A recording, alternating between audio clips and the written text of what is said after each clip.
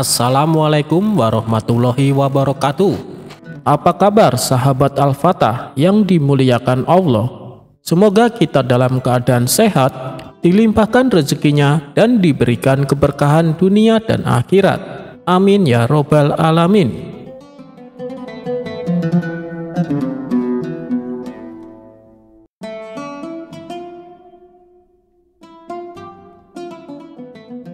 Suatu pagi yang cerah, Abu Nawas sedang duduk di bawah pohon sambil menikmati udara segar.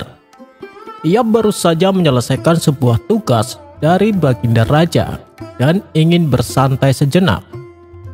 Namun tiba-tiba seorang nenek tua berbaju lusuh menghampirinya dengan wajah memelas.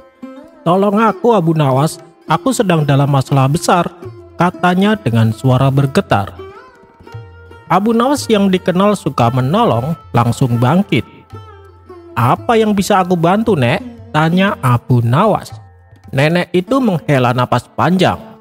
"Aku seorang janda tua yang tinggal sendirian. Tadi malam ada pencuri masuk ke rumahku dan mencuri satu-satunya harta yang kumiliki. Sebuah kantong emas kecil peninggalan almarhum suamiku," ucapnya. Mata Abu Nawas berbinar. Ia suka tantangan seperti ini. "Jangan khawatir, Nek. Aku akan menangkap pencuri itu dan mengembalikan emasmu." Dengan penuh semangat, Abu Nawas mulai menyelidiki. Ia bertanya kepada para tetangga, mencari jejak di sekitar rumah nenek, bahkan berkonsultasi dengan penjaga malam. Namun anehnya, tidak ada seorang pun yang melihat pencuri tersebut. Semakin lama ia mencari, semakin Abu Nawas merasa ada yang janggal. Ia kembali ke rumah nenek dan bertanya, "Nenek, apakah kau yakin pencuri itu ada? Tidak ada jejak sama sekali." Nenek itu menunduk. "Oh, maaf Abu Nawas, mungkin aku salah ingat. Bisa jadi aku hanya lupa menyimpan emas itu di tempat lain." Mendengar itu, Abu Nawas langsung terdiam. Ia sudah berkeliling kota seharian mencari pencuri yang ternyata tidak pernah ada. Melihat wajah Abu Nawas yang kebingungan, nenek itu tiba-tiba tertawa terbahak-bahak. "Hahaha, kau benar-benar pintar Abu Nawas, tapi kali ini kau yang kena akal-akalan," ucap nenek tersebut. Abu Nawas mengernyit. "Apa maksudmu, Nek?" tanya Abu Nawas tidak mengerti. Nenek itu tersenyum. "Selama ini kau selalu mengerjai orang lain dengan kecerdikanmu. Aku hanya ingin tahu, apakah seorang Abu Nawas bisa dikerjai juga?" Dan ternyata bisa. Hahaha. Para tetangga yang mendengar percakapan mereka pun ikut tertawa. Abu Nawas awalnya terkejut, tetapi kemudian ia ikut tersenyum. "Baiklah, Nek, kali ini aku akui aku yang kena jebakan. Tapi ingat, suatu saat aku akan membalasnya," kata Abu Nawas sambil terkekeh. Nenek itu hanya tersenyum penuh kemenangan. Sejak hari itu, Abu Nawas belajar bahwa bahkan orang yang paling cerdik pun bisa dikerjai oleh seorang yang lebih tua dan berpengalaman.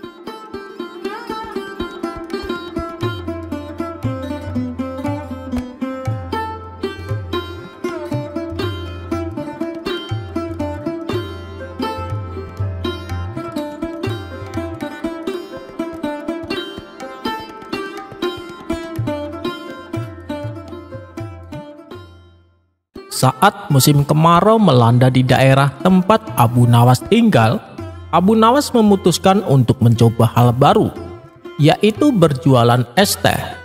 Dengan cara khasnya, ia tidak sekedar menjual minuman, tetapi menyajikannya dengan ramah dan penuh humor.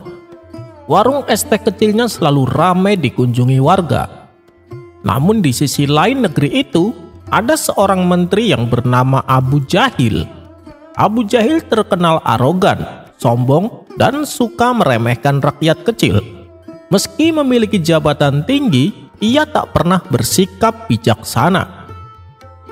Suatu hari, Abu Jahil sedang berjalan melewati warung es teh Abu Nawas bersama para ajudannya. Melihat Abu Nawas yang sedang sibuk melayani pelanggan, ia tertawa keras dan mulai mengejek. "Hei Abu Nawas, apakah karena tak ada pekerjaan lain sehingga kau terpaksa menjadi penjual es teh? Hahaha. Bahkan aku tak sudi mencicipi minuman itu," kata Abu Jahil dengan nada merendahkan. Abu Nawas yang selalu tenang tersenyum sambil menjawab, "Maaf Tuan Menteri, es teh ini bukan sembarang es teh. Bahkan mungkin lebih berharga dari keputusan-keputusanmu sebagai menteri." Mendengar itu Abu Jahil merasa terhina. "Berani sekali kau berkata begitu. Minumanmu itu hanya air dingin bercampur gula. Tak ada gunanya dibandingkan kebijakan besar yang kubuat untuk negeri ini." Abu Nawas tetap tersenyum. "Kalau begitu, Tuan silahkan coba segelas es tehku ini. Jika tidak enak, aku akan berhenti berjualan. Tapi jika kau mengakuinya, kau harus meminta maaf kepada semua warga yang selama ini kau remehkan." Karena banyak warga yang menonton, Abu Jahil pun menerima tantangan itu dengan rasa kesal. Kemudian Abu Nawas mengambil segelas es teh dan menyajikannya dengan penuh percaya diri. Abu Jahil meminum es teh itu sambil mencoba tetap memasang wajah angkuh. Namun di luar dugaan, rasa es teh itu begitu segar dan nikmat. Abu Jahil pun terkejut, tapi ia terlalu sombong untuk mengakuinya. "Minuman ini biasa saja," katanya keras-keras. Tapi warga yang ada di sekitar justru memuji-muji es teh Abu Nawas. "Es tehnya segar sekali Abu Nawas," kata seorang warga. "Kenapa seorang menteri seperti Abu Jahil tidak bisa menghargai karya kecil tapi berarti seperti ini?" tambah warga lain. Abu Nawas hanya tersenyum. Ia berkata dengan lantang, "Tuan Menteri, kau bisa meremehkan es tehku. Tapi aku yakin para warga di sini tahu betapa berharganya sesuatu yang sederhana jika diberikan dengan hati." Setelah kejadian itu, semakin banyak warga yang muak dengan sikap Abu Jahil. Mereka mulai membandingkan Abu Jahil yang arogan dengan Abu Nawas yang rendah hati. "Apa gunanya seorang menteri yang hanya bisa menghina rakyat kecil?" kata seorang warga. "Abu Nawas yang cuma penjual es teh saja lebih berguna bagi kami," teriak warga lainnya. Protes demi protes mulai berdatangan. Warga mengirim surat kepada penguasa negeri meminta agar Abu Jahil dicopot dari jabatannya. Penguasa negeri yang bijaksana dan mendengar suara rakyat memanggil Abu Jahil ke istana. Ia berkata, "Abu Jahil, kau telah melupakan tugasmu sebagai pelayan rakyat. Jabatanmu adalah amanah, bukan untuk merendahkan orang lain. Mulai hari ini kau kupecat dari jabatanmu." Abu Jahil pun pergi dengan rasa malu. Sementara itu, Baginda Raja memanggil Abu Nawas ke istana dan memberinya penghargaan. "Abu Nawas, meski hanya berjualan es teh, kau telah mengajarkan pelajaran besar tentang kerendahan hati dan penghormatan kepada sesama. Teruslah menginspirasi rakyat dengan kebijaksanaanmu." Abu Nawas tersenyum dan berkata, "Es tehku memang sederhana, tapi rasa keadilan dan kebaikan selalu manis Baginda." Warga bersorak gembira. Es teh Abu Nawas semakin laris dan negeri itu pun kembali damai tanpa campur tangan Abu Jahil.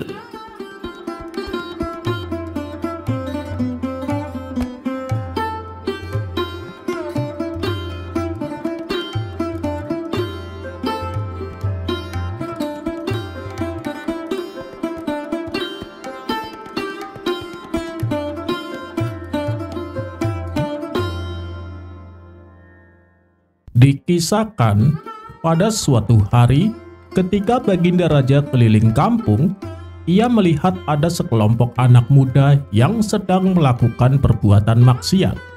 Tapi di antara mereka ada salah satu pemuda yang hanya duduk terdiam. Ia tidak ikut-ikutan berbuat maksiat seperti yang kawan-kawannya lakukan. Sebagai raja yang bijak, Baginda Raja pun menghampiri mereka dan mencoba menasehatinya. Namun nasihat Baginda Raja mendapat pertentangan. Pertentangan ini bukanlah dari mereka yang sedang melakukan maksiat, tapi justru dari pemuda yang tengah duduk bersama mereka. Wahai sang pemberi ceramah dan nasihat, engkau memerintahkan sesuatu yang engkau sendiri tidak melakukannya, dan melarang sesuatu yang engkau sendiri melakukannya. Mulailah dari dirimu sendiri, kemudian baru menasihati orang lain, agar kelak di akhirat nanti kau tidak dianggap sebagai orang munafik, kata pemuda tersebut. Sontak hal ini membuat Baginda Raja tercengang. Perkataannya seolah menusuk hati yang paling dalam. Para pengawal yang mendampingi Baginda Raja menjadi jengkel dan hendak menangkap si pemuda. Namun oleh Baginda Raja segera dicegahnya. Biarkan dia, apa yang dikatakannya adalah benar, kata Baginda Raja dengan suara lirih. Dan semenjak kejadian itu, Baginda Raja terus meratapi dengan apa yang diucapkannya, sebab hatinya sangat rapuh dan mudah menangis apabila mendengar kata-kata tentang masalah akhirat. Dalam hati ia berkata, pemuda itu sepertinya orang alim, dan meskipun dia duduk bersama ahli maksiat, ia tak gegabah menyalahkan perbuatan mereka. Sedangkan aku masih banyak dosa, tapi dengan mudahnya aku menyalahkan dan menghakimi mereka. Akibatnya Baginda Raja pun selalu dihantui oleh rasa bersalah. Kemudian untuk mengatasi kemelut di hatinya, ia mengadukan hal ini kepada Abu Nawas. Yang Paduka lakukan itu sudah benar, kenapa harus merasa bersalah? Kata Abu Nawas mencoba menenangkan. Tapi Abu Nawas yang mengatakan hal itu adalah pemuda yang alim, dan ini membuatku sangat bersalah, ujar Baginda Raja. Baiklah, begini saja Paduka, kita tawari dia menjadi pejabat istana. Bila dia menolak, berarti nasihat yang diucapkan tulus dari hati hanya karena Allah. Dan atas perbuatannya ini, Paduka harus memenuhi segala kebutuhan hidupnya. Jangan sampai orang yang seperti itu ditelantarkan penguasa, karena Allah akan murka kepada Paduka. Tapi bila dia tertarik dan menerimanya, maka nanti kita hukum saja dia. Kita beri pelajaran agar membuatnya jera, karena telah berani bersikap lancang dengan membawa-bawa nama akhirat, kata Abu Nawas menyarankan. Baginda Raja pun menyetujui saran tersebut. Kemudian ia perintahkan beberapa pengawal untuk membawa si pemuda ke istana. Singkat cerita, datanglah si pemuda menghadap Baginda Raja. Ia lalu dipersilakan duduk di depan meja makan yang sudah disediakan. Tapi ketika ia ditawari makan, ia menolaknya dan berkata, "Aku tak mau makan hidangan dari hasil pajak yang kau bebankan kepada rakyatmu." Baginda Raja membalas, "Demi Allah, hidangan ini aku beri dari uang pribadiku." Akhirnya si pemuda pun mau memakan hidangan tersebut. Karena baru pertama kali makan hidangan istana, ia merasakan kelezatan yang luar biasa. Melihat tingkah pemuda itu, Baginda Raja lalu berkata, "Kalau mau, kau bisa membawa pulang semua makanan ini." Awalnya si pemuda menolak karena tidak enak hati. Tapi karena Baginda Raja terus memaksa, ia pun menerimanya. "Wahai pemuda soleh, sebelum kau pulang, ada yang ingin aku bicarakan." "Apa yang mendorongmu mengatakan hal itu kepadaku? Perkataan tentang akhirat membuat aku kepikiran," ucap Baginda Raja melanjutkan. "Hak Allah yang ada di pundakku, lalu saya tunaikan hak itu kepadamu," jawab si pemuda. Mendengar jawaban tersebut, Baginda Raja semakin kagum kepadanya. Kemudian pada keesokan harinya, si pemuda kembali diundang ke istana. Kali ini ia ditawari menjadi penasehat kerajaan. Ternyata tawaran tersebut langsung diterima oleh si pemuda. Ia juga diberi jubah kebesaran layaknya seorang pejabat istana. Seiring berjalannya waktu, si pemuda mulai terlena dengan kemegahan dunia yang dimilikinya. Disinilah Baginda Raja mulai mengungkit perkataan yang dulu pernah diucapkan si pemuda. "Wahai anak muda, bukankah engkau dulu pernah menasihatiku di hadapan para pelaku maksiat? Bahkan engkau sampai mempermalukan aku," kata Baginda Raja. "Iya, betul yang mulia," balas si pemuda. "Lantas engkau berpaling dan meninggalkan jalanmu sebagai pemberi nasihat?" tanya Baginda Raja. Wahai Paduka yang mulia, setelah saya berpikir dan merenung, ternyata saya telah keliru mengatakan itu. Saya justru melihat bahwa yang benar adalah ikut berperan serta membantu Paduka menjalankan amanat kekuasaanmu, jawab si pemuda. Benarkah apa yang kau katakan itu? Tidak mungkin, engkau keliru. Engkau telah terjatuh ke dalam lubang jebakan. Waktu itu, di saat engkau mengatakan kata-kata tersebut, kami merasa segan kepadamu. Dan kami berpikir bahwa engkau melakukan itu secara tulus hanya karena Allah, sehingga kami membiarkanmu. Akan tetapi setelah semuanya jelas, ternyata engkau melakukan itu semua karena demi menginginkan dunia. Maka kami memutuskan untuk menjadikanmu sebagai pelajaran bagi yang lain, agar tidak ada orang yang berani bersikap lancang kepadaku, bentak Baginda Raja. Kemudian Baginda Raja perintahkan pengawal untuk menangkap si pemuda dan memenjarakannya. Pada keesokan harinya, Baginda Raja memberitahukan kepada Abu Nawas. Bagaimana Abu Nawas? Apakah tindakanku sudah benar? Tanya Baginda Raja. Itu adalah keputusan yang tepat Paduka, jawab Abu Nawas. Ada kalanya orang memberi nasihat karena menginginkan sesuatu, apalagi yang dinasehati adalah rajanya. Paduka jangan sampai mudah dikelabui oleh orang-orang seperti itu, tutur Abu Nawas melanjutkan. Baginda Raja pun berterima kasih atas saran dan nasihat yang diberikan oleh Abu Nawas.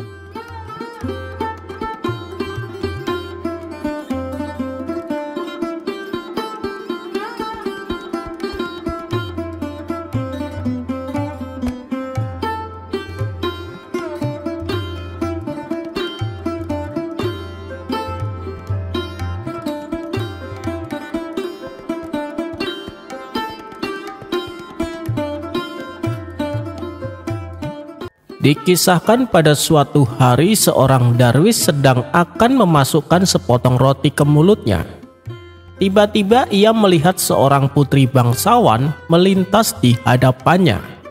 Darwis itu sangat terpesona dengan kecantikan sang putri, hingga roti yang ada di genggamannya terjatuh ke tanah. Tingkahnya ini membuat darwis salah tingkah. Dia pun segera berlalu meninggalkan sang putri. Bersamaan dengan itu, ia melihat sang putri justru tersenyum kepadanya. Ternyata sikap sang putri membuat darwis mabuk kepayang. Selama 7 tahun ia selalu terbayang-bayang dan memimpikan peristrikan sang putri. Saking tergila-gilanya, ia sampai tidur di jalanan bersama anjing-anjing liar. Hal itu ia lakukan agar ketika sang putri melintas di jalan tersebut, ia bisa memandang wajahnya yang cantik jelita. Lama-kelamaan akhirnya sang putri merasa risih dengan perilaku si darwis. Ia merasa terganggu dengan keberadaannya. Sang putri lalu menyuruh pengawal supaya membunuh darwis tersebut. Maka ditangkaplah darwis itu dan dihadapkan kepada sang putri. Kau seringkali membuatku terganggu. Kenapa kau lakukan itu? Tanya sang putri. Karena aku mencintaimu, Tuan Putri, jawab si darwis. Sontak sang putri terkejut mendengarnya. Tak mungkin kita hidup bersama. Ayahku pasti akan membunuhmu, kata sang putri. Tapi sejak kulihat Tuan Putri, hidupku ini tak ada artinya. Biarlah mereka membunuhku, balas si darwis. Kau bodoh, mana mungkin aku menikah denganmu? Aku sama sekali tidak mencintaimu, ujar sang putri. Baiklah Tuan Putri, tapi sebelumnya jawablah pertanyaanku ini. Karena engkaulah yang akan menjadi penyebab kematianku. Mengapa pula dulu kau tersenyum padaku? Tanya sang darwis. Dasar tolol, waktu itu aku melihat tingkahmu yang bodoh. Aku pun tersenyum karena kasihan, bukan karena apa-apa.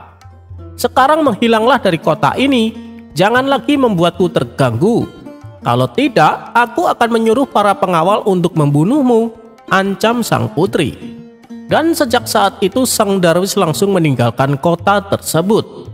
Ternyata selama bertahun-tahun ia telah salah mengartikan atas senyuman sang putri kepadanya. Hikmah dari kisah ini adalah kesalahpahaman mungkin bisa terjadi, tapi jangan sampai terburu-buru membenarkan dugaan kita.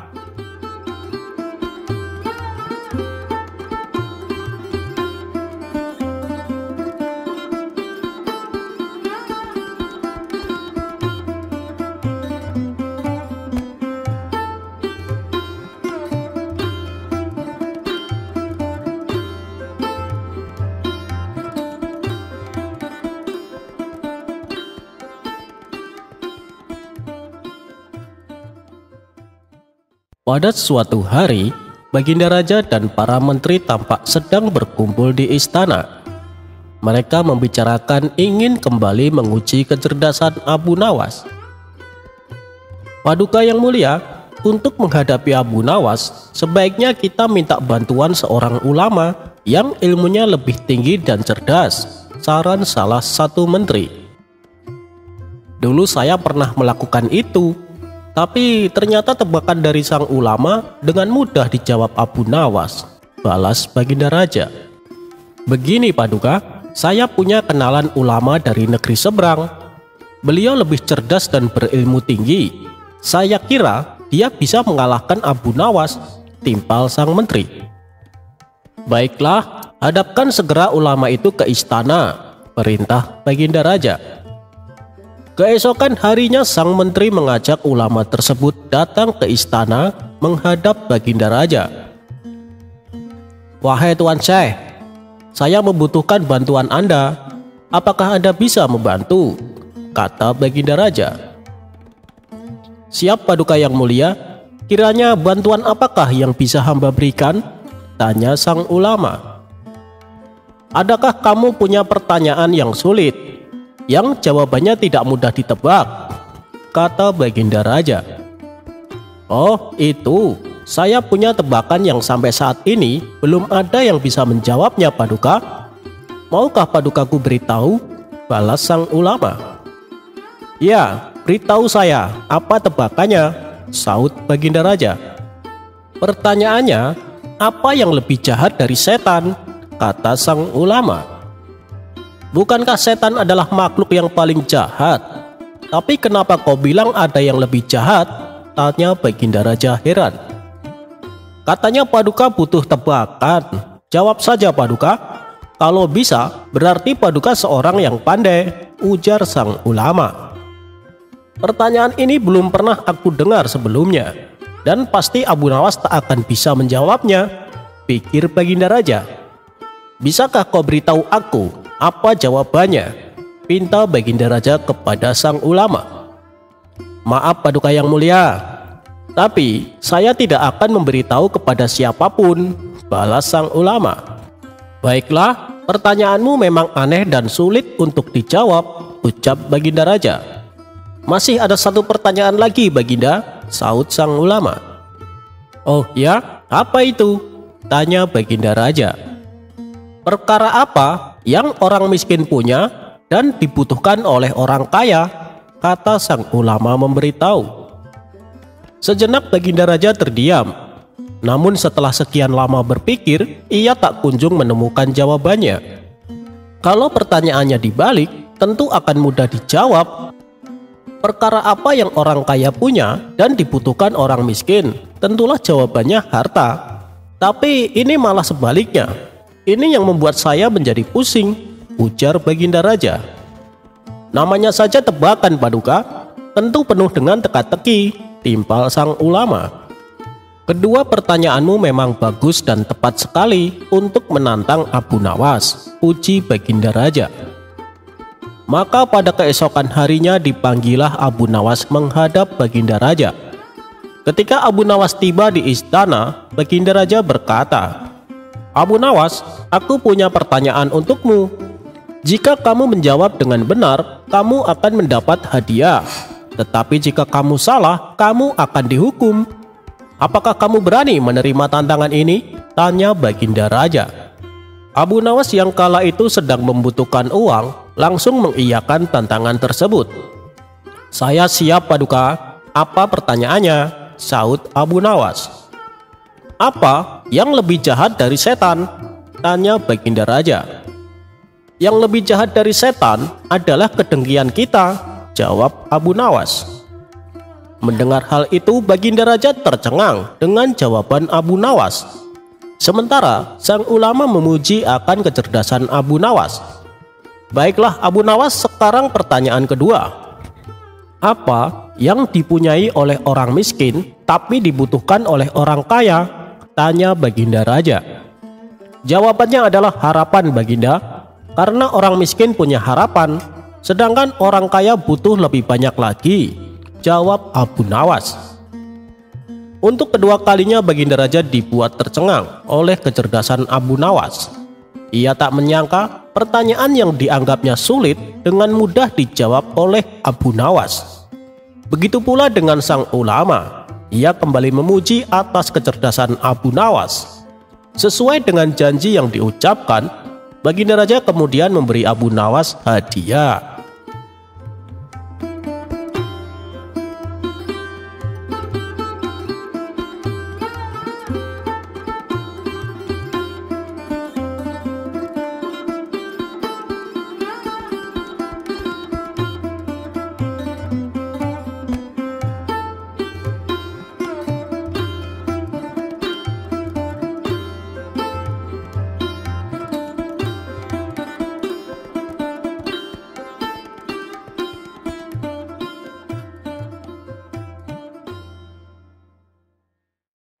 Seperti biasa, saat sedang suntuk, Abu Nawas menghabiskan waktunya dengan berjalan-jalan keliling kampung.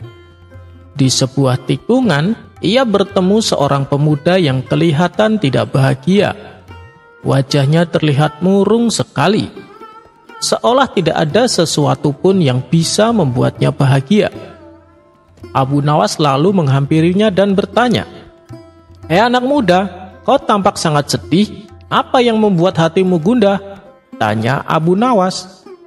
Si pemuda mengangkat tas jelek miliknya dan berkata, "Aku tidak mempunyai apa-apa di dunia ini, kecuali hanya tas jelek ini yang aku punya."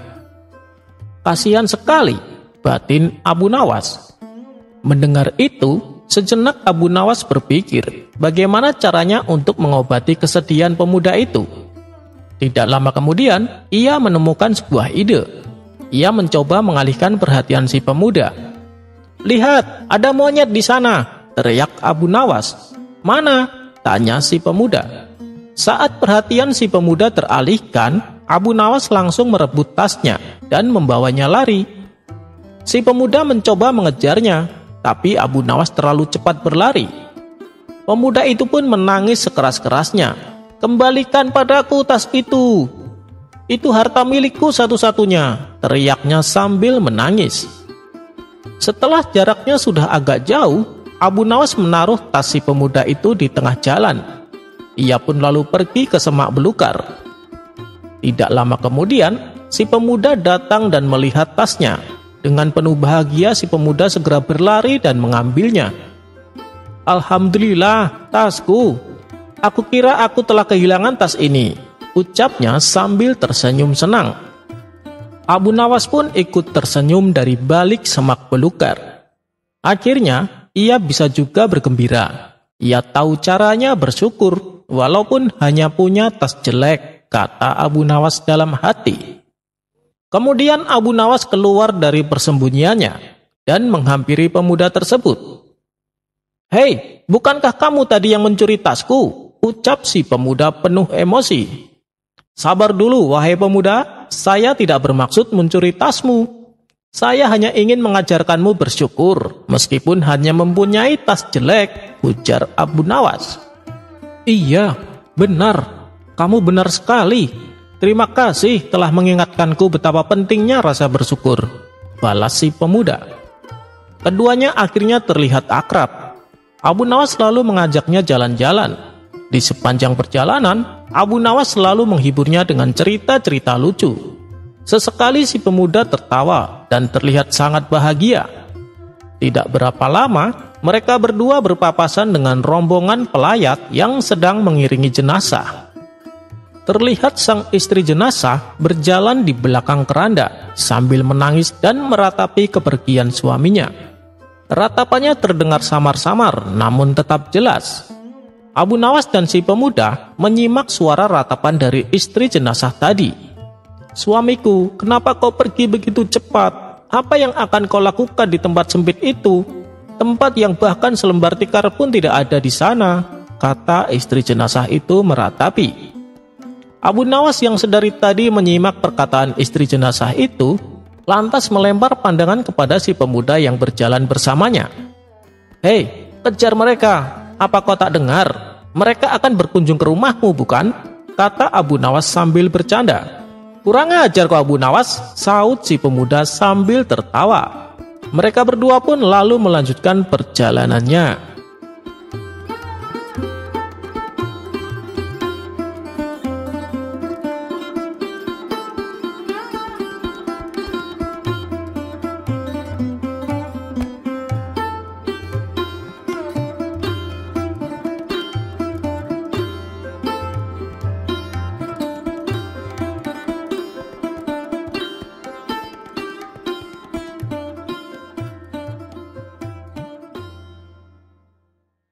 Di suatu malam sehabis menunaikan sholat Isya, Abu Nawas duduk santai di depan rumahnya. "Subhanallah, sungguh indah sekali ciptaanmu," gumam Abu Nawas sambil terus menatap langit yang bertabur gemilau bintang. Sedang asik-asiknya duduk merenung, datanglah beberapa prajurit kerajaan. "Tuan Abu, Anda diperintah menghadap Baginda sekarang juga," kata salah satu prajurit. "Malam-malam begini, Baginda Raja memanggil saya. Memangnya tidak bisa diundur besok pagi?" tanya Abu Nawas dengan nada kesal. "Maaf Tuan Abu, kami hanya diperintahkan dan Tuan Abu harus ikut dengan kami," jawab si prajurit. Karena ini adalah titah Baginda Raja, mau tak mau Abu Nawas terpaksa menurutinya. Maka pergilah Abu Nawas bersama beberapa prajurit kerajaan. Di sepanjang perjalanan, Abu Nawas terus menerka-nerka jebakan apa lagi yang akan Baginda Raja berikan. Sungguh sangat keterlaluan, sampai malam-malam begini masih saja terpikir untuk mengerjai saya, pikir Abu Nawas mulai dongkol. Singkat cerita, sampailah Abu Nawas di istana. Ia melihat Baginda Raja sudah duduk menunggunya.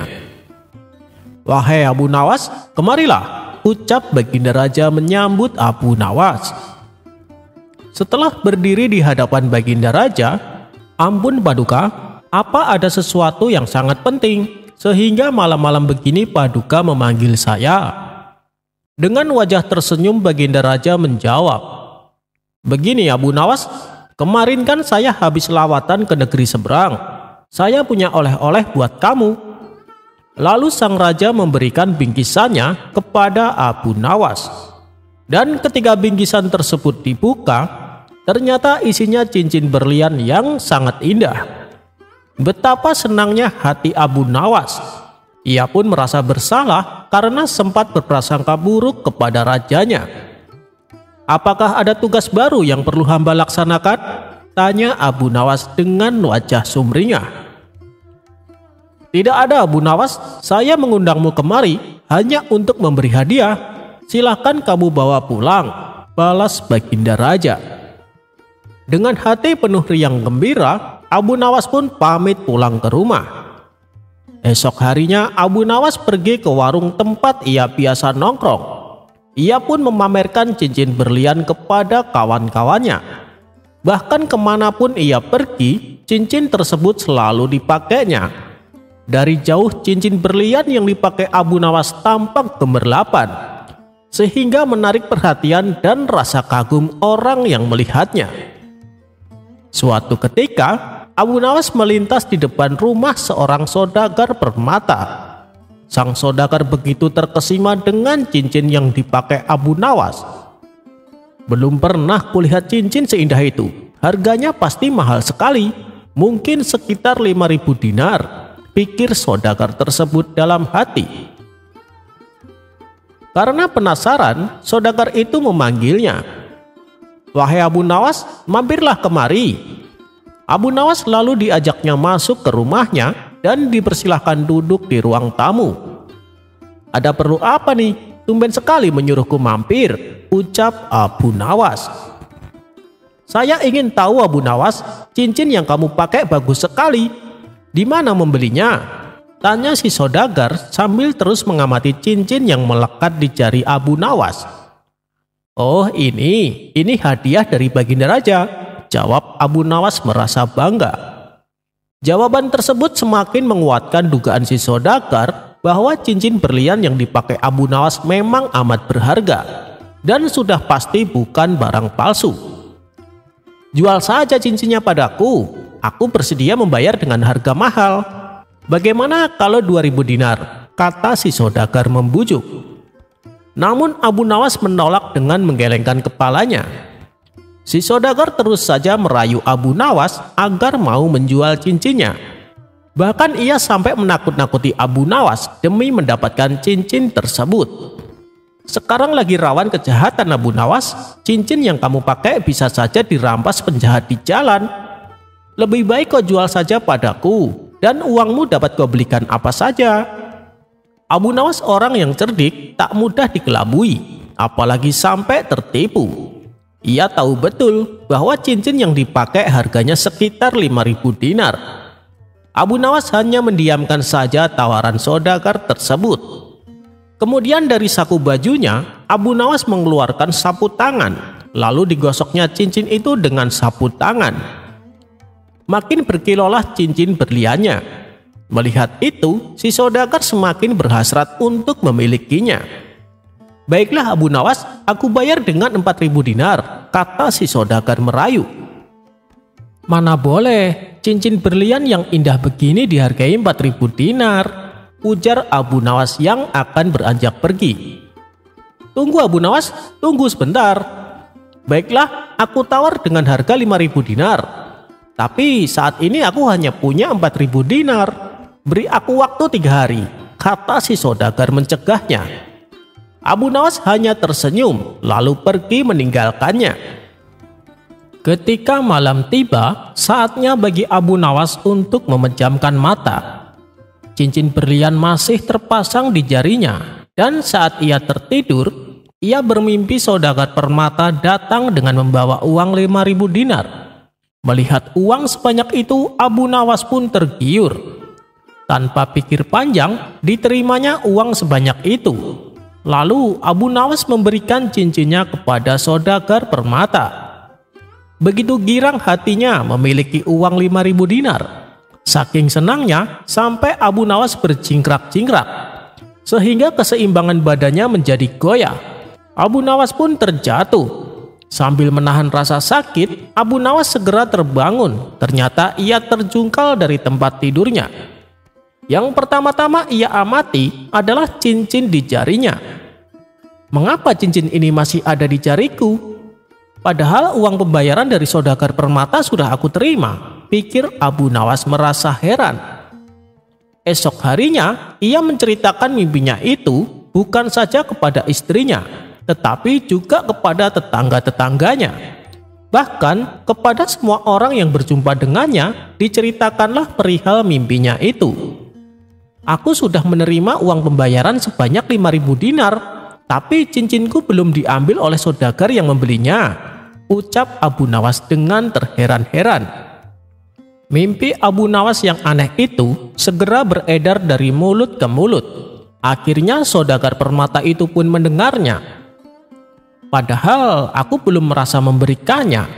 Kalau begitu, aku berhak mengambil cincin itu, pikir saudagar permata.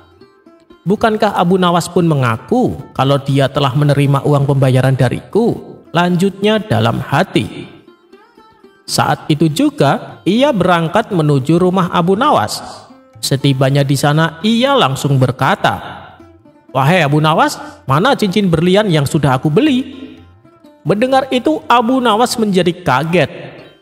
Tapi sahut Abu Nawas tersendat. "Jangan pura-pura lupa Abu Nawas, semalam aku sudah membayarmu 5.000 dinar bukan?" kata saudagar itu.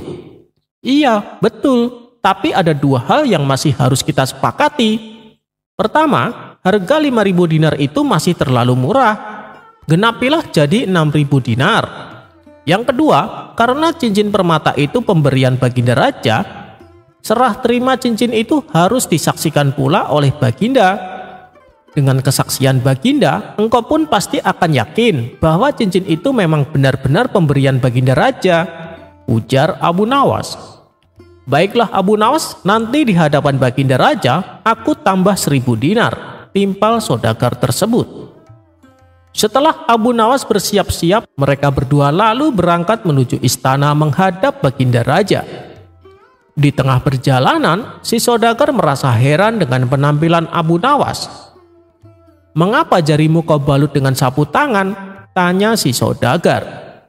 "Tempo hari kan kamu memperingatkan aku, kalau sekarang lagi rawan kejahatan. Aku khawatir ada penjahat yang akan merampas cincinku. Makanya aku tutupi cincinku dengan sapu tangan," balas Abu Nawas. "Betul itu Abu Nawas, saya sangat setuju," kata si saudagar membenarkan. Sesampainya di istana, Abu Nawas dan saudagar permata segera menghadap Baginda Raja. "Paduka yang mulia, saya ingin menjual cincin yang Paduka berikan," kata Abu Nawas membuka percakapan. "Kenapa mau kau jual? Dan kepada siapa kau menjualnya?" tanya Baginda Raja. "Itu hak saya Paduka, bukankah Paduka sudah memberikannya padaku? Saya mau menjualnya kepada saudagar permata di samping saya." Iya, terserah kamu, itu memang sudah hak kamu," ujar Baginda Raja. Abu Nawas lalu membuka balutan sapu tangan di jarinya. Kemudian ia menunjukkan cincinnya kepada Baginda Raja.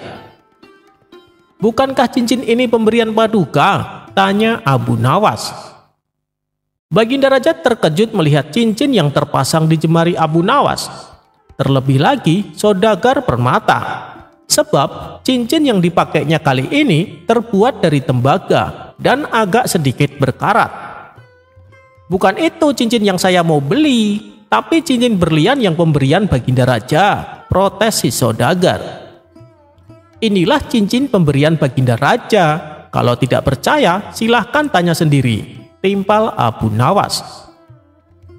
Dalam hati Baginda Raja hanya tersenyum. Macam-macam saja akal Abu Nawas, pikir Baginda Raja. Cincin tembaga itu juga memang pemberian dari Baginda Raja, tapi sebelum ia memberikan hadiah cincin yang berlian.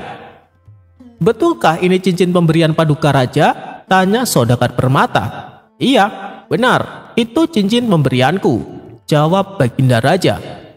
Mendengar itu saudagar permata menjadi gemeteran. "Sesuai perjanjian, kau akan membayar 1.000 dinar di hadapan Baginda Raja. Mana uangnya? Berikan padaku," pinta Abu Nawas. Tapi kata saudagar permata tak percaya. "Tepati janjimu, kamu harus bayar 1.000 dinar kepada Abu Nawas," perintah Baginda Raja kepada si saudagar. Saudagar itu terpaksa mengeluarkan uang 1.000 dinar. Tanpa berkata sepatah kata pun, diberikannya uang itu kepada Abu Nawas. Lalu ia pun melangkah pergi. "Hei, tunggu dulu," seru Abu Nawas. "Kenapa cincinnya tidak kau bawa?" teriaknya.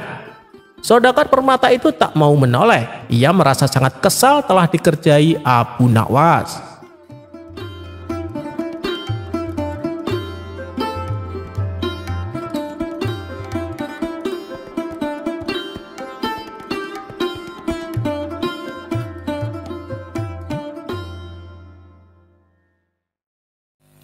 Dikisahkan, tetangga Abu Nawas yang bernama Hasan telah bertahun-tahun menabung untuk membeli seekor sapi. Hingga pada akhirnya uang yang dikumpulkan sudah bertambah banyak. Kemudian uang tersebut langsung ia gunakan untuk membeli seekor sapi. Tapi nasib sial menimpanya. Baru juga 1 malam di dalam kandang, sapinya sudah hilang dicuri maling. Hasan pun menjadi sedih dan kecewa.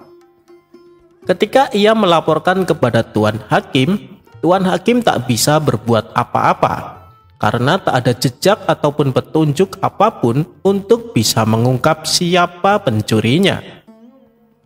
Kabar tentang hilangnya sapi milik Hasan dengan cepat menyebar ke seluruh penduduk.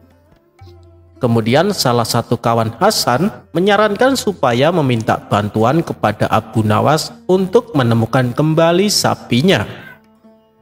Maka pergilah Hasan ke rumah Abu Nawas. "Tolonglah saya, Tuan Abu Nawas, sapi itu hanya milikku satu-satunya yang berharga," kata Hasan sambil menangis. Sejenak Abu Nawas terdiam. Ia terus berpikir bagaimana caranya bisa menolong Hasan. "Baiklah Hasan, mari ikut aku," ajak Abu Nawas. Lalu mereka pergi menuju pasar terdekat. Di sana mereka melihat seorang penjual daging yang sedang menjual daging sapi.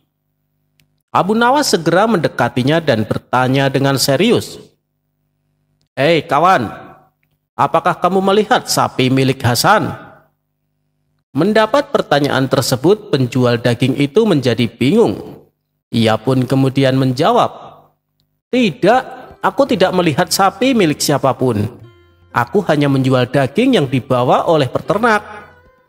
Lalu Abu Nawas berpura-pura memeriksa daging yang dijual. "Wahai Hasan, mungkinkah sapimu berubah menjadi daging ini?" tutur Abu Nawas kepada Hasan. Hasan pun terkejut dan mulai panik. "Apa maksudmu Abu Nawas? Sapiku tidak mungkin berubah menjadi daging," jawab Hasan. "Tenang Hasan, jangan tegang begitu," balas Abu Nawas. Kehadiran Abu Nawas dan Hasan ini menarik perhatian orang-orang di pasar. Apalagi ketika mereka tahu Abu Nawas sedang melakukan penyelidikan. Setelah berhasil menjadi pusat perhatian warga, Abu Nawas berkata di hadapan orang-orang, "Ketahuilah, bagi siapapun pencurinya, jika dalam satu hari tidak dikembalikan, jangan salahkan saya. Bila aku akan melakukan tindakan seperti yang dulu ayahku lakukan saat kehilangan keledainya," ancam Abu Nawas. Ancaman Abu Nawas ini pun tersebar dan menjadi perbincangan orang-orang. "Waduh, kalau Abu Nawas sampai berkata demikian, berarti dia tidak main-main," kata salah seorang warga yang sedang duduk di sebuah warung bersama kawan-kawannya. "Iya, betul. Ayahnya kan dulu seorang hakim yang tegas ketika masih menjabat. Dia tak segan-segan melakukan segala cara untuk mengungkap kasus pencurian. Bahkan dia pernah sampai melibatkan ratusan prajurit istana agar pencurinya tertangkap. Dan yang aku dengar, para prajurit tersebut bukan prajurit biasa. Mereka terlatih untuk menyiksa dan menginterogasi," sahut yang lainnya. "Kalau begitu, berarti Abu Nawas akan melakukan cara seperti ini. Dia kan dekat dengan Baginda Raja, mudah saja bagi dia untuk meminta bantuannya. Apalagi yang jadi korban adalah orang miskin seperti Hasan. Abu Nawas paling benci dan murka kalau orang miskin yang menjadi korban, timpal warga yang lain." Rupanya percakapan mereka ini terdengar oleh si pencuri yang kebetulan ada di warung tersebut. Ia pun seketika menjadi panik dan ketakutan. Kemudian ia pulang ke rumah untuk mengambil sapi dan akan mengembalikannya kepada Hasan. "Hei kawan, ini sapimu aku kembalikan. Tapi tolong jangan beritahu Abu Nawas kalau aku pencurinya. Dan bilang padanya agar membatalkan niatnya. Karena sapimu kan telah kembali," kata si pencuri kepada Hasan. Dan pada keesokan harinya dengan wajah ceria, Abu Nawas mendatangi warung tempat biasa ia berkumpul bersama kawan-kawannya. "Wahai Abu Nawas, aku dengar kabar, katanya sapi milik Hasan sudah kembali. Apa itu benar?" tanya salah satu kawannya. "Iya, benar, alhamdulillah," jawab Abu Nawas. "Sepertinya si pencuri takut dengan ancamanmu Abu Nawas, tetapi aku penasaran. Sebenarnya apa yang dilakukan ayahmu saat kehilangan keledainya?" tanya kawannya penasaran. Dengan entengnya Abu Nawas menjawab, "Yang ayahku lakukan, dia membeli lagi keledai baru." Mendengar jawaban Abu Nawas, spontan kawan-kawannya itu tertawa terpingkal-pingkal.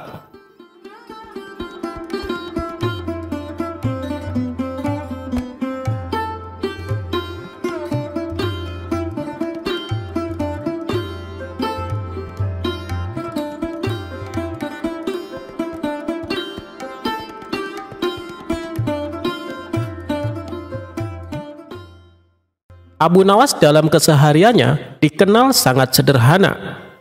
Namun ia memiliki tetangga yang tidak henti-hentinya memusuhi, yakni Abu Jahal. Setiap kali Abu Nawas membeli suatu barang, Abu Jahal merasa panas. Ia tidak suka melihat Abu Nawas bahagia dengan barang baru yang dimiliki. Suatu hari, Abu Nawas membeli sebuah lonceng, lalu menempelkannya di depan pintu rumahnya. Bila ada orang yang hendak bertamu, tidak perlu lagi mengetuk pintu, cukup membunyikan lonceng tersebut. Melihat hal itu, hati Abu Jahal pun merasa panas. Sombong sekali Abu Nawas, beli lonceng saja pamer, ucap Abu Jahal. Abu Nawas yang menangkap gelagat Abu Jahal malah sengaja menggodanya. "Hei Abu Jahal, lihatlah, aku punya lonceng warisan leluhurku," teriaknya. Mendengar teriakan Abu Nawas, Abu Jahal makin kesal. "Dasar tukang pamer," balas dia. Padahal Abu Nawas sama sekali tidak ada niatan pamer. Abu Jahalnya saja yang merasa dengki dengan Abu Nawas. Akibat rasa dengki itu, Abu Jahal ingin membalas perlakuan Abu Nawas. Lalu muncullah di benaknya niat berbuat jahat. "Aku akan curi lonceng Abu Nawas, lalu aku buang ke hutan biar dia tahu rasa," pikir Abu Jahal. Ternyata niatan Abu Jahal ini bukan omong kosong. Saat tengah malam tiba, ia benar-benar melakukan aksi jahat itu. Dengan berjalan mengendap-endap, Abu Jahal mendekati pintu rumah Abu Nawas dan berusaha mencongkel lonceng yang menempel di pintu. Akan tetapi saat loncengnya tersenggol, langsung berbunyi hingga membuat Abu Nawas terjaga dari tidurnya. "Siapa di luar?" teriak Abu Nawas. Mendengar itu, Abu Jahal langsung kabur meninggalkan rumah Abu Nawas. "Kurang ajar, hampir saja aku ketahuan," ujar Abu Jahal. Meski hampir ketahuan, Abu Jahal tidak mau menyerah. Malam berikutnya, ia coba kembali mencuri lonceng pintu Abu Nawas. Kali ini dia lebih berhati-hati, dan saat memegang lonceng, lonceng tersebut kembali mengeluarkan suara. "Siapa di luar?" teriak Abu Nawas. Mendengar teriakan Abu Nawas, Abu Jahal panik dan langsung kabur. Begitu juga malam-malam berikutnya, Abu Jahal tidak pernah berhasil mencuri lonceng milik Abu Nawas.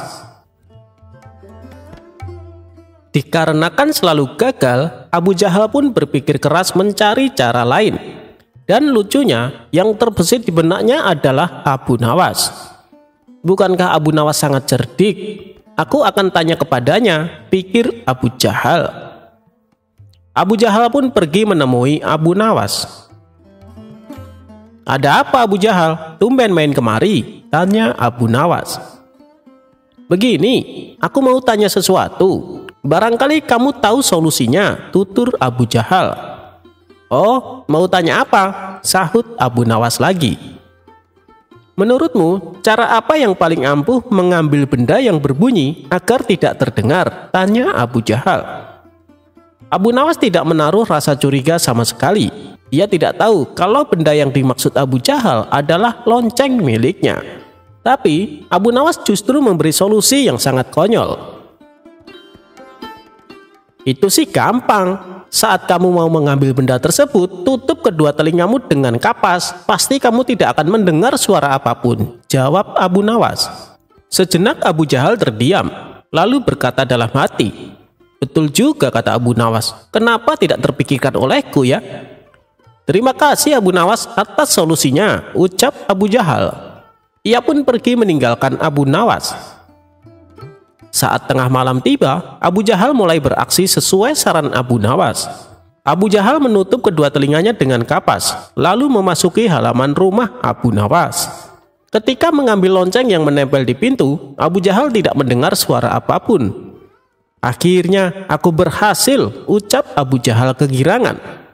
Namun saat ia hendak membawa loncengnya, tiba-tiba dari belakang pundaknya ditepuk seseorang. Sontak Abu Jahal terkejut, apalagi ketika menoleh ke belakang ternyata orang tersebut adalah Abu Nawas. "Aneh sekali, kenapa Abu Nawas bisa mendengarnya? Padahal aku tidak mendengar bunyi apapun," batin Abu Jahal keheranan. Melihat tingkah Abu Jahal ini, Abu Nawas pun tertawa. Kemudian membuka kapas yang menempel di telinga Abu Jahal. "Ngapain kamu mencuri lonceng saya?" tanya Abu Nawas. Bukannya menjawab, Abu Jahal malah kabur sambil melempar lonceng di tangannya. Tawa Abu Nawas pun kembali pecah melihat kekonyolan Abu Jahal. "Tentu saja aku bisa mendengar suara lonceng. Telingaku kan tidak ditutup dengan kapas," teriak Abu Nawas kepada Abu Jahal. "Kurang ajar Abu Nawas, dia telah mempermainkanku," gerutu Abu Jahal.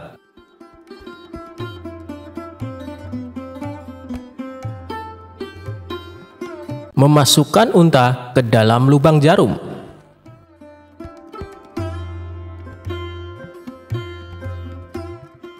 Diawali suatu hari, Baginda Raja tampak termenung di singgasananya.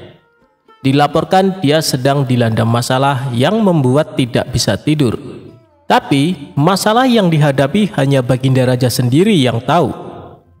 Ia sengaja merahasiakan dari orang-orang sekitar, baik kepada penasehat istana maupun Abu Nawas selaku sahabatnya tempat berkeluh kesah. Ingin rasanya Baginda Raja melupakan masalah yang menimpanya. Kalaupun bisa lari menghindar, tentulah ia akan melakukannya. Tapi kenyataannya, permasalahan yang dihadapi terasa seperti mengikutinya kemanapun Baginda Raja pergi. Sejak saat itu Baginda Raja sering terlihat melamun seorang diri. Kemudian penasehat istana mendekati Baginda Raja. "Maaf Paduka yang mulia, hamba perhatikan belakangan ini Paduka terlihat murung. Hamba khawatir Paduka nanti jatuh sakit. Apakah ada sesuatu yang Paduka pikirkan?" tanya penasehat istana. "Tidak ada apa-apa, aku baik-baik saja. Kau urusi saja pekerjaanmu," jawab Baginda Raja dengan memalingkan wajahnya. Penasehat istana pun hanya terdiam. Ia merasakan gelagat bahwa Baginda Raja sedang dilanda masalah besar. Dikarenakan Baginda Raja tidak mau berterus terang, penasehat istana tidak berani membujuknya untuk menceritakan masalah yang dihadapi. Makin hari sikap Baginda Raja makin tertutup, bahkan kini enggan menerima tamu. Hal ini membuat para pejabat istana sangat khawatir. Apa yang harus kita lakukan? Makin hari Baginda Raja terlihat mengkhawatirkan. Ini sangat buruk untuk kondisinya. Jangan sampai Baginda Raja jatuh sakit, kata salah seorang menteri. Aku juga cemas melihat sikap Baginda Raja belakangan ini. Aku sudah coba membujuknya supaya mau menceritakan masalah yang dialami, tapi ia malah memalingkan wajah. Baginda Raja memilih menutup diri, beber penasehat istana. Saya ada saran, bagaimana kalau masalah ini kita sampaikan kepada Abu Nawas? Biasanya dia tahu solusinya, ujar salah satu dari menteri. Iya, saya setuju dengan saran tersebut, balas lainnya. Maka beberapa menteri istana segera mendatangi rumah Abu Nawas.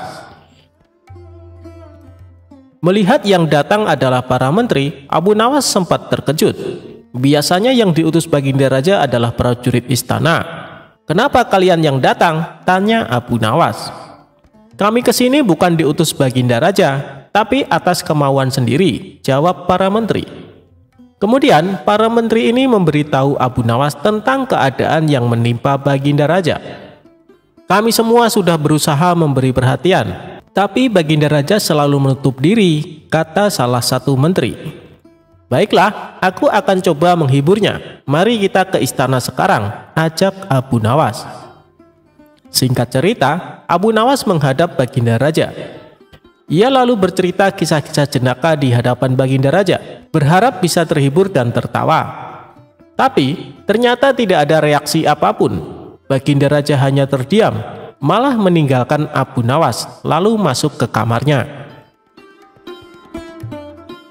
Selepas Baginda Raja pergi, para menteri segera menghampiri Abu Nawas. "Bagaimana ini Abu Nawas? Kamu lihat sendiri kan?" ucap mereka. "Sepertinya Baginda Raja sedang mengalami masalah berat. Biarkan aku pulang dulu, aku akan memikirkan cara untuk mengatasi masalah ini," ucap Abu Nawas.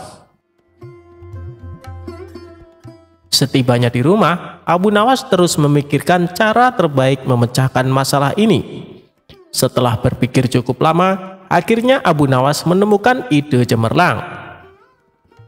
Esok harinya, Abu Nawas pergi ke pasar. Di hadapan orang-orang, Abu Nawas berteriak, "Apakah di antara kalian ada yang bisa memasukkan unta ke lubang jarum?" Mendengar pertanyaan Abu Nawas, semua orang yang di sana merasa heran. Salah satu dari mereka lalu menjawab, "Mana mungkin bisa, itu perkara yang mustahil." Dengan lantang Abu Nawas membalas, "Tidak ada perkara yang mustahil. Jangankan aku, anak kecil pun bisa. Kalau kau memang bisa, coba tunjukkan kepada kami," pinta mereka. "Maaf kawan-kawan, sayangnya aku hanya bisa membuktikannya bila di hadapan Baginda Raja," jawab Abu Nawas. Begitulah seterusnya, setiap ada keramaian orang ataupun perkumpulan, Abu Nawas selalu mengatakan hal yang sama. Akhirnya kabar tentang Abu Nawas bisa memasukkan unta ke lubang jarum sampai juga hingga telinga Baginda Raja. Awalnya Baginda Raja tidak terlalu memperdulikannya, tapi lama-kelamaan timbul juga rasa penasaran pada dirinya. Maka diperintahkanlah beberapa pengawal istana memanggil Abu Nawas. "Tuan Abu Nawas, Anda diperintahkan Paduka untuk datang ke istana," ucap seorang prajurit. "Benarkah?" tanya Abu Nawas memastikan. "Benar Tuan Abu Nawas," jawab prajurit. "Rencanaku akhirnya berhasil," pikir Abu Nawas. "Oh iya, bagaimana kondisi Baginda Raja sekarang?" tanya Abu Nawas lagi. "Baginda masih sering mengurung diri dan sering tampak termenung," jawab salah satu prajurit. "Baiklah, aku akan ke sana sekarang," balas Abu Nawas. Tidak lama kemudian, Abu Nawas sampai di istana menghadap Baginda Raja. "Wahai Abu Nawas, aku dengar kau bisa memasukkan seekor unta ke lubang jarum. Kau bersedia membuktikannya bila di hadapanku. Benarkah itu?" tanya Baginda Raja. "Benar Paduka yang mulia," jawab Abu Nawas. "Bagaimana mungkin? Aku rasa itu perkara yang mustahil," balas Baginda Raja. "Di dunia ini tidak ada yang mustahil Paduka," ujar Abu Nawas. "Baiklah, sekarang coba kau buktikan," perintah Baginda Raja. "Caranya mudah saja Paduka. Kita tinggal membuat jarum yang lubangnya lebih besar daripada seekor unta. Dengan begitu, kita bisa memasukkan dengan mudah. Bahkan anak kecil pun bisa," jawab Abu Nawas menjelaskan. "Kalau caranya seperti itu, semua orang pun bisa melakukannya. Berarti kau telah menipu semua orang, termasuk aku," ucap Baginda Raja. "Hamba tidak pernah menipu siapapun, dan hamba juga tidak pernah menipu Paduka.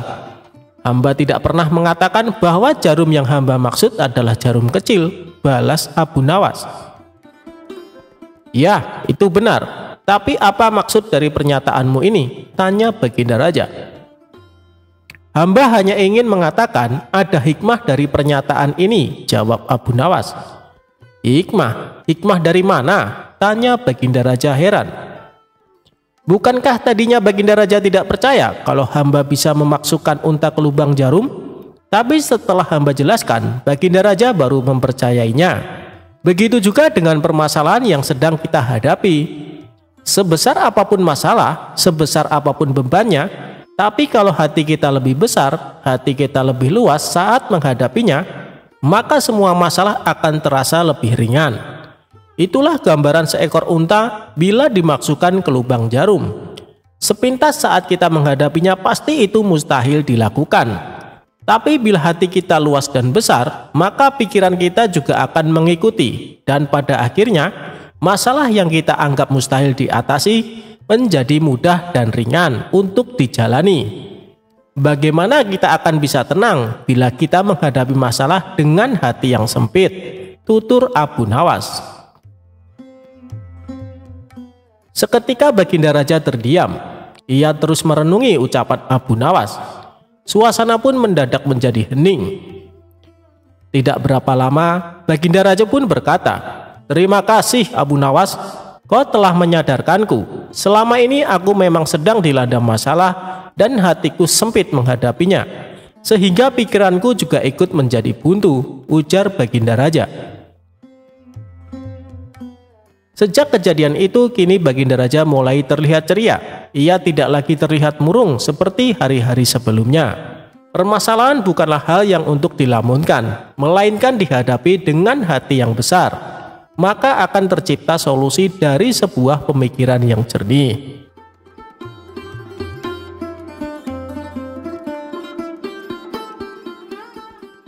Diceritakan, di depan rumah Abu Nawas terdapat pohon mangga yang besar.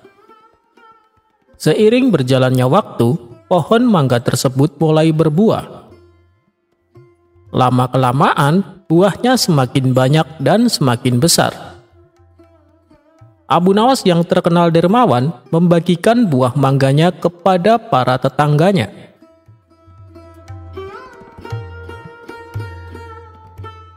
Pada suatu malam, ada 3 bocah pencuri mendatangi rumah Abu Nawas. Mereka berencana mencuri mangga yang ada di depan rumahnya. Namun naas, saat mereka sedang melakukan aksinya, Abu Nawas memergoki ketiga bocah tersebut. "Hei, ngapain kalian? Ayo, turun!" teriak Abu Nawas. Dengan wajah penuh ketakutan, mereka pun turun menghadap Abu Nawas. "Siapa kalian ini? Dan kenapa kalian mencuri mangga?" tanya Abu Nawas. "Maafkan kami, Tuan Abu, kami mengaku bersalah," jawab mereka ketakutan. "Kalau mau mangga, kenapa harus mencuri? Mintalah secara baik-baik, nanti pasti aku kasih," tutur Abu Nawas. "Sekali lagi kami minta maaf, Tuan Abu," kata mereka. "Baiklah, karena kalian telah melakukan kesalahan, maka kalian harus dihukum," ujar Abu Nawas. Lalu ketiga bocah tersebut satu persatu ditanya siapa namanya. "Nama kamu siapa?" tanya Abu Nawas kepada bocah pertama. "Nama saya Anas, Tuan," jawab bocah pertama. "Oh, Anas. Sebagai hukumannya, baca surat Al-Quran yang sesuai dengan nama kamu," perintah Abu Nawas. Bocah pertama ini lalu membaca surat Anas sampai selesai. "Kamu siapa?" tanya Abu Nawas kepada bocah kedua. "Saya Tarik, Tuan," jawab bocah tersebut. "Baik, baca surat At-Tarik sampai selesai," perintah Abu Nawas. Bocah kedua pun membaca surat At-Tarik sampai selesai. Kini, tibalah giliran bocah ketiga. Dia terlihat gemeteran dan wajahnya mulai panik. "Nama kamu siapa?" tanya Abu Nawas. "Nama saya Ali Imron, Tuan. Tapi kalau di rumah biasa dipanggil Kulhu," jawab bocah ketiga dengan terbata-bata. Spontan Abu Nawas langsung tertawa terpingkal-pingkal. "Ya sudah, baca surat Kulhu," kata Abu Nawas sambil terus tertawa. Setelah ketiga bocah tersebut dihukum dengan membaca surat-surat Al-Quran, Abu Nawas lalu menasehatinya. "Kalian harus berjanji, jangan sampai mengulanginya lagi," kata Abu Nawas. "Baik, Tuan Abu," jawab mereka serempak. Kemudian Abu Nawas memberi mereka sekantong buah mangga. "Sekarang pulanglah," ucap Abu Nawas. Ketiga bocah tersebut lalu pamit pulang dan mengucapkan terima kasih.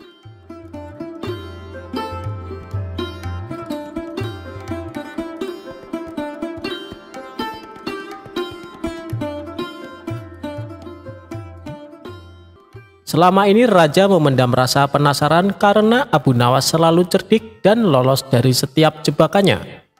Raja terus berpikir keras mencari cara untuk bisa mengalahkan sosok humoris dan cerdik ini. Akhirnya Menteri Istana memberi usulan sebuah pertanyaan yang menurut Baginda Raja sulit dijawab Abu Nawas. Maka saat itu juga dia memerintahkan beberapa pengawal untuk memanggil Abu Nawas. Para pengawal pun sampai di rumah Abu Nawas. "Tuan Abu Nawas, Anda diperintah Paduka Raja ke istana sekarang juga," ujar salah seorang pengawal. Abu Nawas yang sedang istirahat merasa terganggu dengan kehadiran para pengawal istana. Kalau bukan perintah Baginda Raja, tentu saja Abu Nawas akan mengusirnya. "Sampai kapan sih Paduka Raja selalu mengganggu istirahatku?" gerutu Abu Nawas. Dengan terpaksa Abu Nawas datang ke istana. Akibat perasaannya yang sudah dongkol, Abu Nawas pun bertingkah agar Baginda Raja emosi. Ia langsung mengambil makanan dan duduk di samping sang raja. Awalnya tingkah Abu Nawas yang tidak sopan ini sempat membuat raja jengkel. Tapi karena ada rencana untuk mempermalukan Abu Nawas, ia pun menahan emosinya. "Wahai Abu Nawas, aku ada tebakan untukmu. Apa kau siap menjawabnya?" tanya Baginda Raja. "Tujuanku ke sini memang untuk menjawab tebakan Paduka Raja," jawab Abu Nawas dengan enteng. "Bagus, kalau kau bisa menjawab pertanyaanku, aku akan memberikan hadiah 1000 dinar, ungkap Baginda Raja.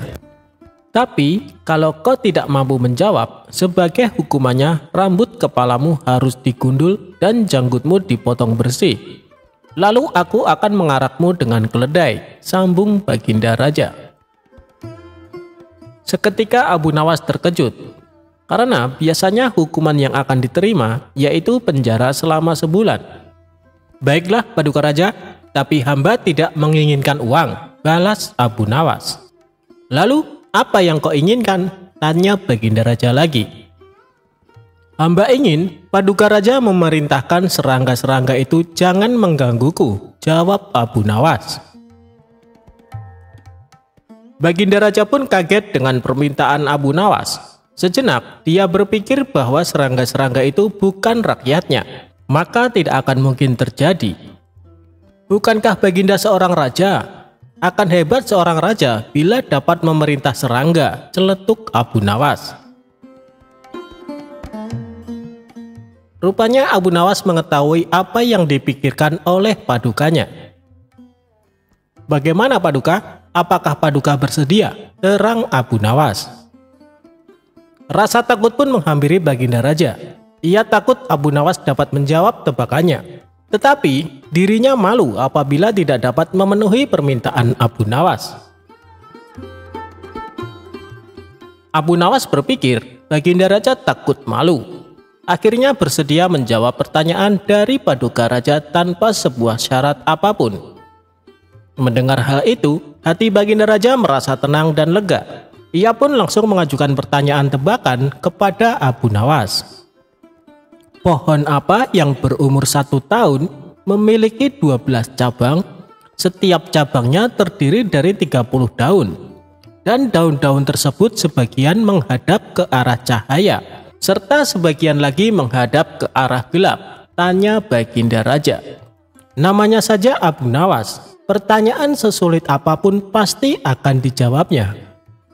Pohon itu mewakili tahun karena ada 12 bulan dalam 1 tahun dan 30 hari dalam 1 bulan, di mana 30 hari tersebut terbagi menjadi siang dan malam, jawab Abu Nawas. Baginda Raja pun terkejut saat Abu Nawas menjawab tanpa berpikir lama. Namun ia tenang karena sebelumnya syarat yang diajukan Abu Nawas sudah dicabut. "Tapi rasanya tidak adil Abu Nawas kalau aku tidak memberikan hadiah. Katakan Abu Nawas apa yang kau inginkan," kata Baginda Raja.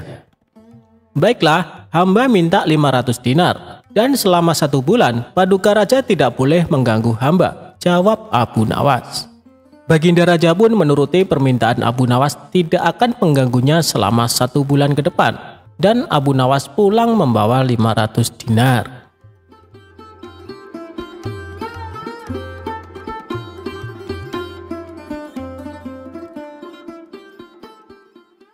Kejujuran Abu Nawas diuji dengan wanita cantik.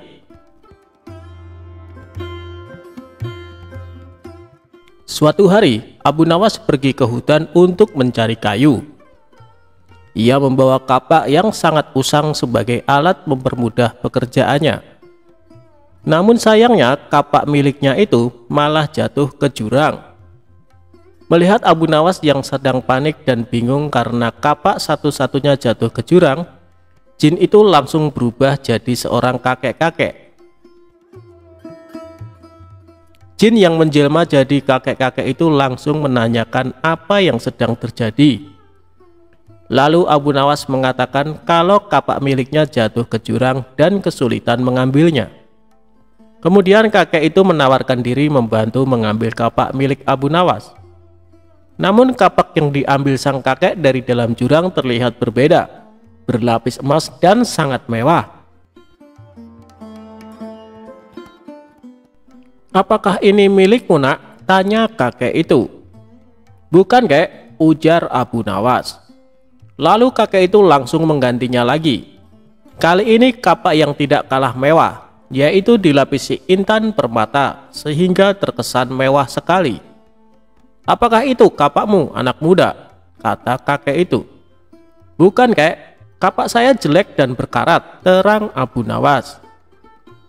Kakek itu pun berkata dalam dirinya bahwa Abu Nawas ini memang benar-benar jujur. Sebelum memberikan 2 kapak mahal tadi, kakek itu bertanya kepada Abu Nawas, "Mengapa tetap ingin kapaknya yang sudah usang itu? Aku tidak mau mengambil yang bukan hak saya, kek. Aku adalah orang yang selalu bersyukur dengan apa yang saya miliki. Bagiku, kapak jelek ini adalah rezeki yang luar biasa, karena bisa memberikan nafkah yang halal," tutur Abu Nawas. Akhirnya, kakek itu memberikan kapak berlapis emas dan intan permata tadi kepada Abu Nawas sebagai hadiah karena sudah jujur. Ia pulang dengan membawa 3 kapak, yaitu kapak jelek miliknya, kapak yang terbuat dari emas, dan kapak yang berlapiskan intan permata. Tidak sampai di situ, jin tadi masih ingin menguji kejujuran Abu Nawas. Godaan yang diberikan melalui harta tidak berhasil. Akhirnya jin yang menjelma jadi seorang kakek tersebut akan mengujinya dengan wanita. Kakek itu kemudian menculik istri Abu Nawas, kemudian menyembunyikannya ke alam jin. Setelah pulang dari hutan, Abu Nawas langsung mencari istrinya. Ke semua sudut ruangan ia cari, namun istrinya menghilang secara misterius. Lalu kakek itu datang kepada Abu Nawas dan bertanya apa yang sedang dia cari dan menawarkan diri untuk membantunya. Abu Nawas mengatakan kalau istrinya hilang secara misterius dan hanya meninggalkan pakaian kotor.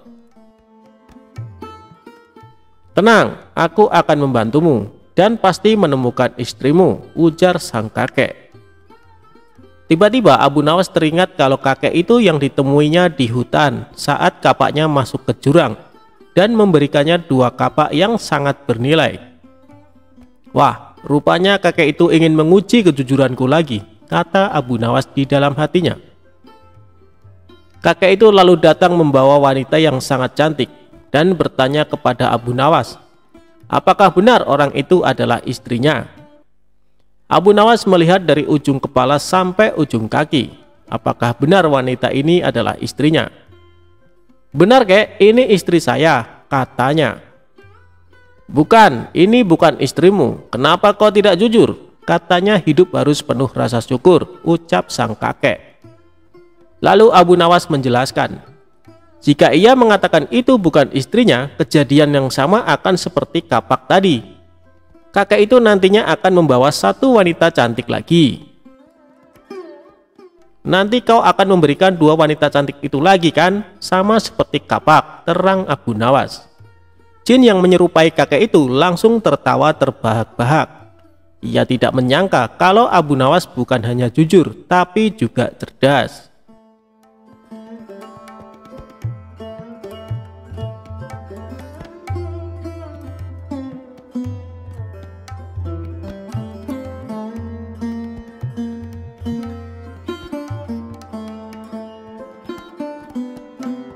Dikerjai balik Abu Nawas, tabib palsu rugi ratusan dinar.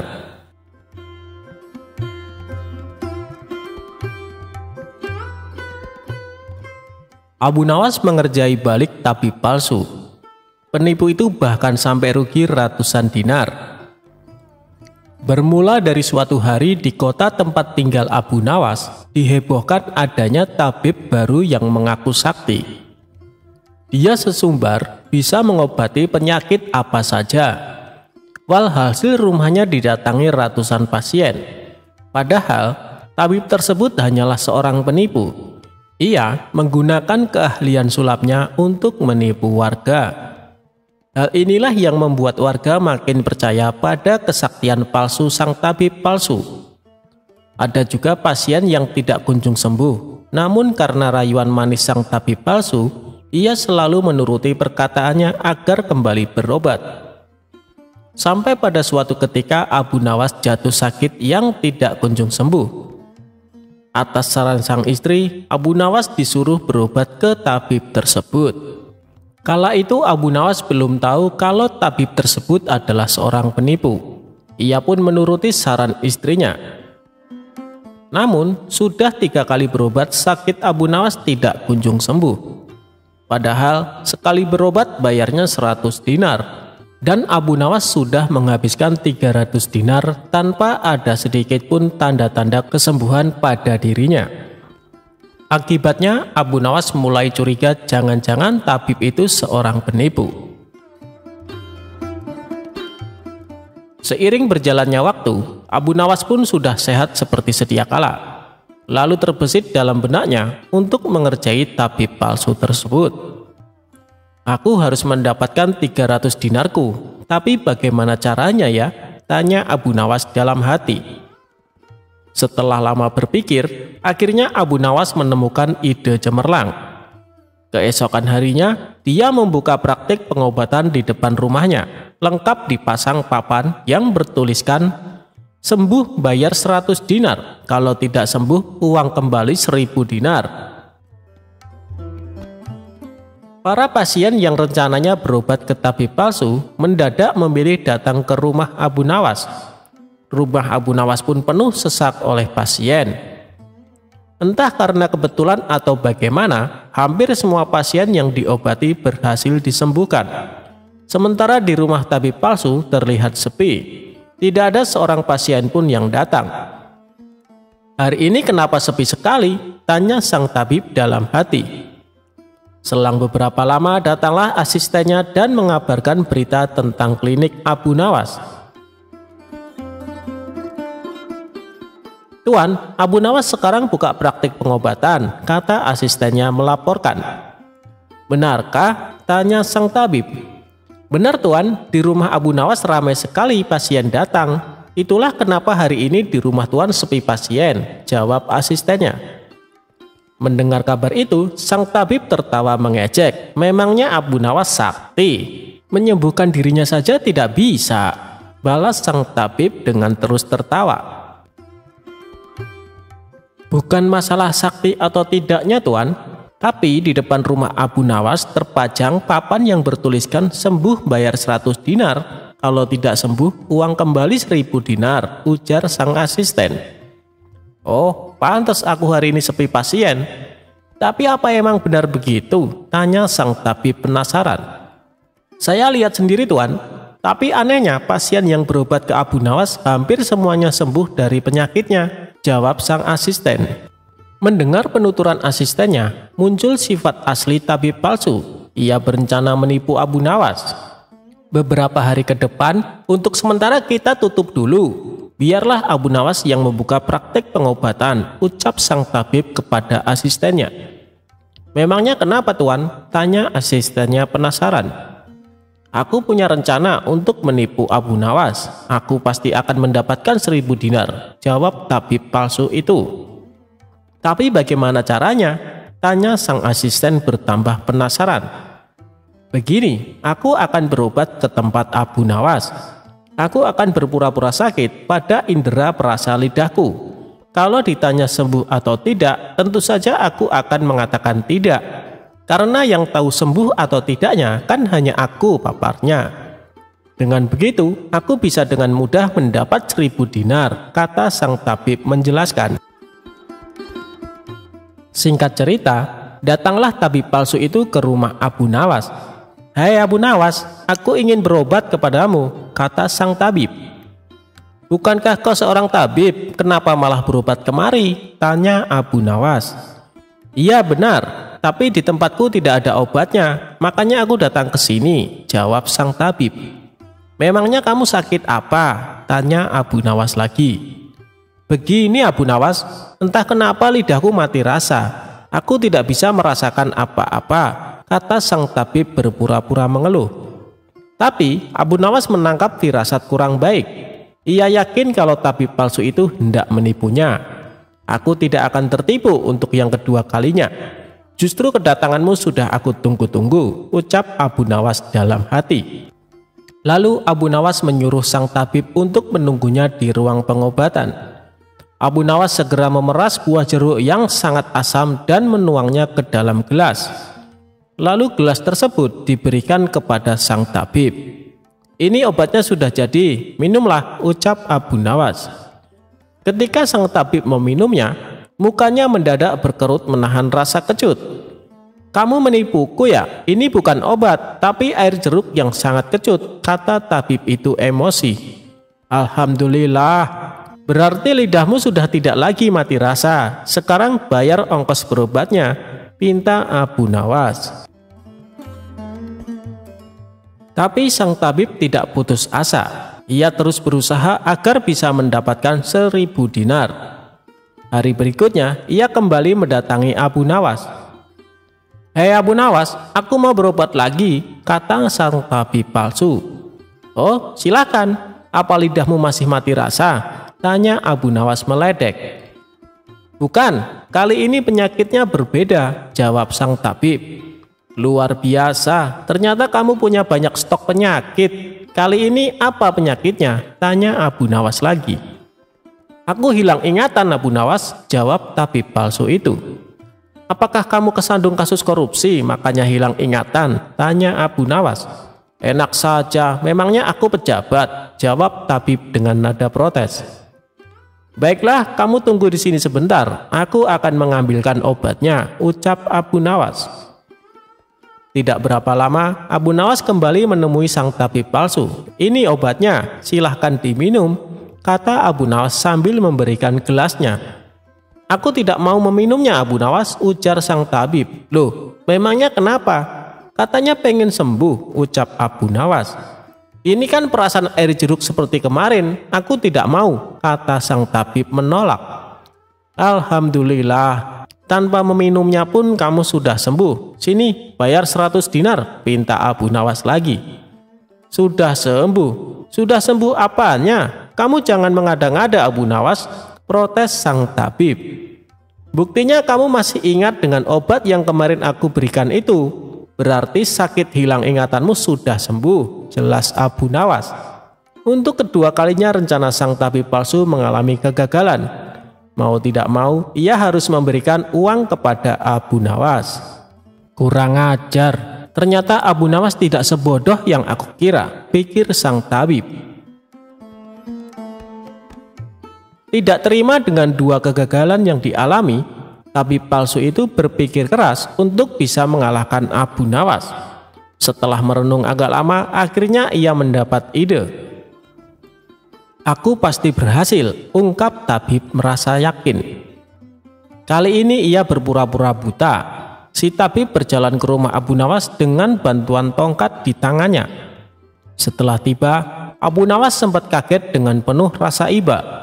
Abu Nawas bertanya kepada sang tabib, "Apa yang menimpamu dan mengapa kamu bisa seperti ini?"